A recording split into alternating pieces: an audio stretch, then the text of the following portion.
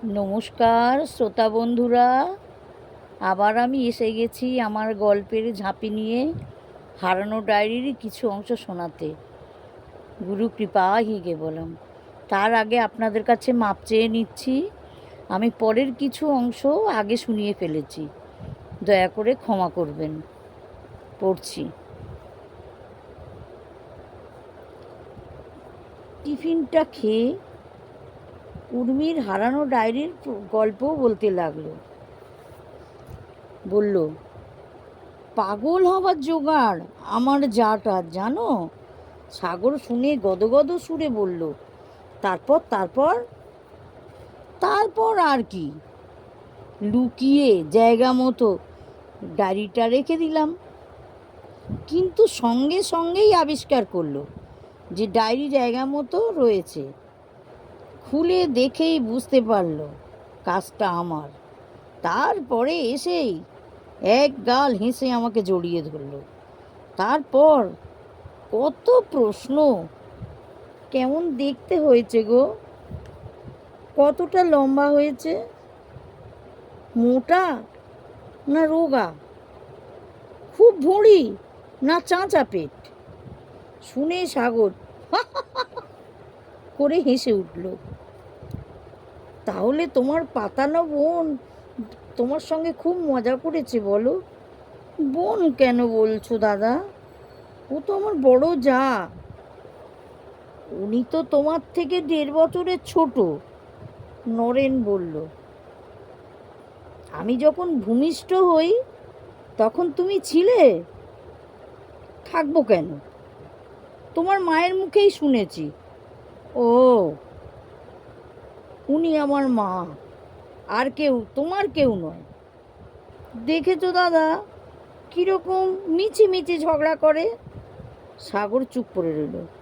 নিবেদিতা বলল, আমি আর কিচ্ছু বলবো না, চিঠিটাও দেবো না। নরেন বলল, তোমার ঝগড়া তো আমার সাথে, ওর কথা বা চিঠি কেন তুমি আটকে রাখবে? সাগরদা তোমাকে কিছু বলল না কেন? মজা দেখছে? সাগর বলল, না না, মজা দেখিনি, ভাবছি আমিও তোমাদের শুভ ইচ্ছাতে এই রকম ঝগড়া করার সুযোগ হয়তো পাবো। হয়তো মানে? নিশ্চয়ই সুযোগ পাবে। আমরা ঝগড়া করার সুযোগ করিয়ে দিয়েই তবে থামবো। তার চিঠিটা দেবে নাকি? দেব দেব। তারপরে চিঠিটা দিল। নরেন বলল, পড়, আমরাও শুনি। সাগর চিঠিটা খুলল, মনে মনেই পড়ল। নরেন আবার বলল, কি রে, শোনাবি তো? দীর্ঘদিনের প্রতীক্ষা। না রে, সেরকম কিছু লেখেনি, যেতে বলেছে। তা কবে যাবি?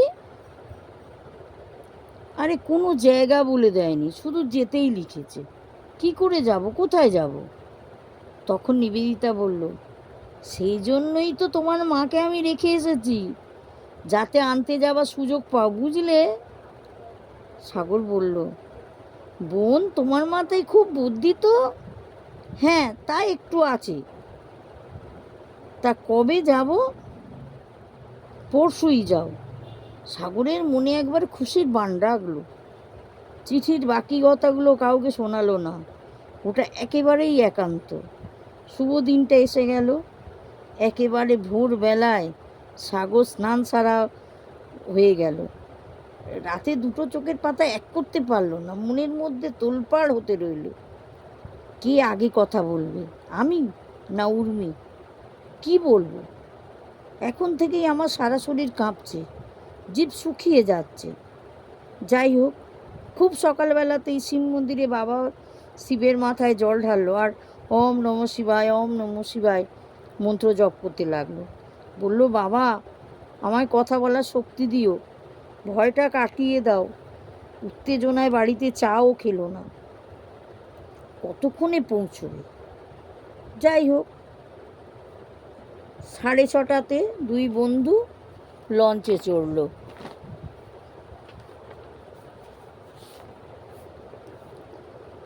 ওরা প্রায় 10:30 নাগাদ ওদের বাড়িতে পৌঁছলো। সাগরের পা দুটো কাঁপছিল। একটা হার্টের ডাক্তার হওয়া সত্ত্বেও বুকটা ধড়াস ধড়াস করছে। নরেন বলল, এই কি হলো তোর? সারা রাস্তাটা একটাও কথা বললি না, এখন থেকে মনে হচ্ছে তো যেন অসুস্থ। কেন রে? জানি না, কাল রাত থেকে এরকম হচ্ছে। এমন সময় কোনো কারণে শর্মী বাড়ির গেটের কাছে এলো, দেখলো ওদের দুজনকে। এক গাল হেসে বলল, তুমি নিশ্চয়ই সাগরদা। প্রত্যুত্তরে সাগর বলল, তুমি কি করে বুঝলে? আরে বাবা, তোমাদের জুটি দেখে। বলো তো আমি কে? সাগর বলল, যদি ভুল না করি তুমি শর্মী।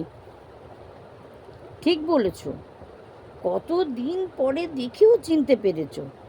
তাহলে তুমি আমাদের মনে রেখেছো বলো? তুমিও তো আমাকে ঠিক চিনেছ, সে তো তোমাদের জুটি দেখে। তাছাড়া বিয়েতে নরেন্দা বৌদি এসেছিল, তো সেই জন্যই চেনাটা সহজ হয়েছে। সাগর বুঝলো এ এখন খুব কথা বলে, আর তার উপরে খুব চালাক। কলকাতার মেয়ে তো, কোনো লজ্জার ভাবই নেই। নরেন বলল, দরজা থেকে কি সব কথা সারবে, না ভেতরে নিয়ে যাবে? কত দূর থেকে আসছি বলো তো। Sorry sorry.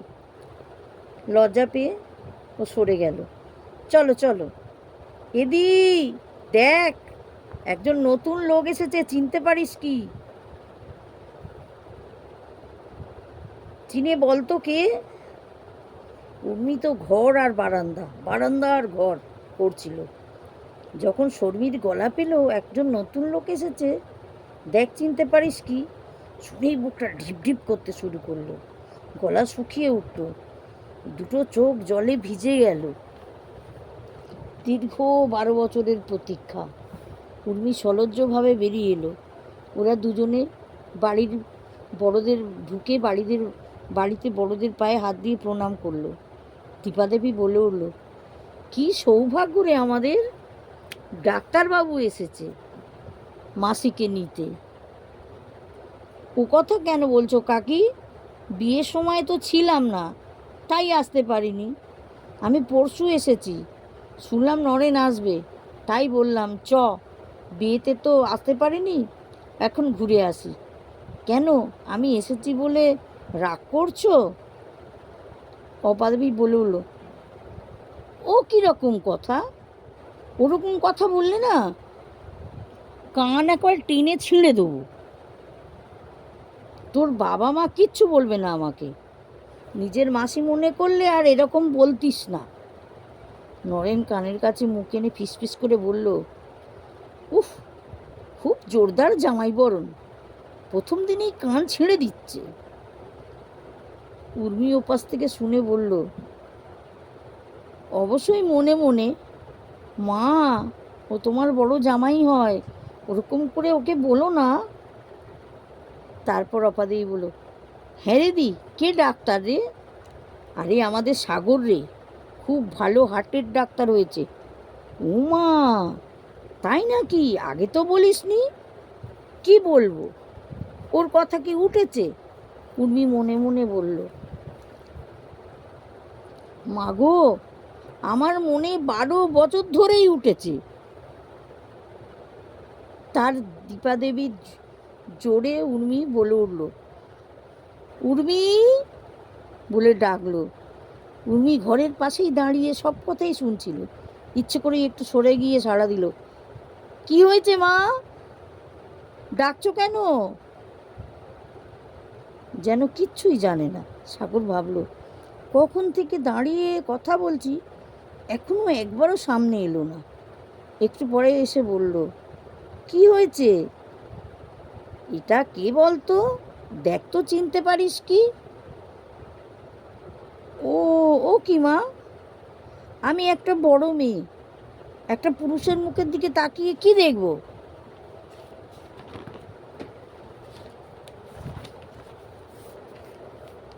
সাগর ভাবল, ও ও বাবা, এ কি কথা! আমার দিকেই তাকাবেই না,